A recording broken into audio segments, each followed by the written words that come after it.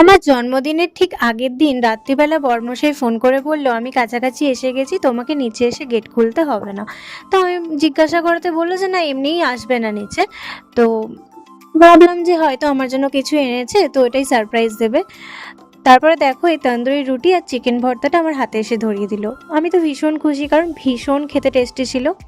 তেও পারেনি যে রাত্রির 12টা বাজার সাথে সাথে একগুচ্ছ ফুল, চকলেট, একটা সুন্দর সোয়েটার, সাথে সাথে একটা সুন্দর চকলেট ফ্লেভারের কেক এনে ও আমাকে সারপ্রাইজ দেবে। মানে এত কিছু লুকিয়ে রাখবে বলে আমাকে নাপতে না করেছে। To you, happy birthday to you, happy birthday dear Rai, happy birthday to you. এতটাই সফট তো কেকটা, মানে দেখো, আজ আমার ভবানীর জন্মদিন। একটু নাও। খুব মানে সফট।